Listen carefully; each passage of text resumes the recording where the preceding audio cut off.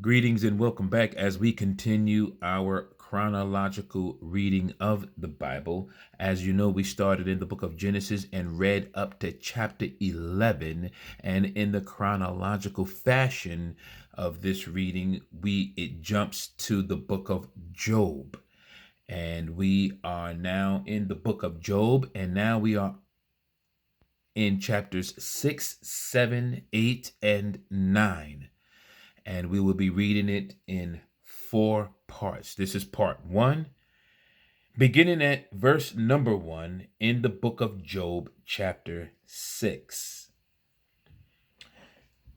Then Job answered and said, "Oh, that my grief were fully weighed, and my calamity laid with it on the scales. For then it would be heavier than the sand of the sea. Therefore, my words have been rash."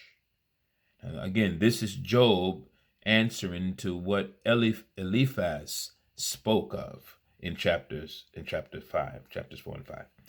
For the arrows, verse number 4, for the arrows of the Almighty are within me. My spirit drinks in their poison. The terrors of God are arrayed against me. Does the wild donkey bray when it has grass? Or does the ox low over its fodder? Can flavorless food be eaten without salt? Or is there any taste in the white of an egg? My soul refuses to touch them. They are as loathsome food to me. Oh, that I might have my request, that God would grant me the thing that I long for, that it would please God to crush me, that he would lose his hand and cut me off. Then, verse number 10, then I would still have comfort, though in anguish I would exult. He will not spare, for I have not concealed the words of the Holy One. What strength do I have that I should hope? Wow. Wow. That's verse number 11, chapter 6 in the book of Job. It reads, "What strength do I have that I should hope? And what is my end that I should prolong my life? Is my strength the strength of stones? Or is my flesh bronze? Is my help not within me? And is success driven from me? To him who is afflicted, kindness should be shown by his friend." Talking to Eliphaz. I'm at verse 14, even though he forsakes the fear of the Almighty. My brothers have dealt deceitfully like a brook, like the streams of the brooks that pass away, which are dark because of the ice, and into which the snow vanishes. When it is warm, they cease to flow. When it is hot, they vanish from their place. The paths of their way turn aside. They go nowhere and perish. The caravans of Tema look. The travelers of Sheba hope for them.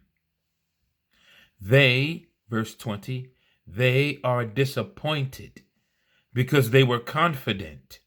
They come there and are confused. For now you are nothing. You see terror and are afraid. Did I ever say, "Bring something to me"? Or offer a bribe for me from your wealth? Or did I say, deliver me from the enemy's hand, or redeem me from the hand of oppressors? Teach me, and I will hold my tongue. Cause me to understand wherein I have erred. How forceful are right words. But what does your arguing prove? Do you intend to rebuke my words and the speeches of a desperate one, which are as wind? Yes, verse number 27. Yes, you overwhelm the fatherless, and you undermine your friend. Now therefore, be pleased to look at me, for I would never lie to your face. Yield now. Let there be no injustice. Yes, concede. My righteousness still stands. And verse number 30, the last verse of chapter 6. Is there injustice on my tongue? Cannot my taste discern the unsavory? I read verse 30 again. Is there injustice on my tongue? Cannot my taste discern the unsavory? That was chapter 6 in the book of Job. And we'll pick up chapter 7 in the next part, in the next video.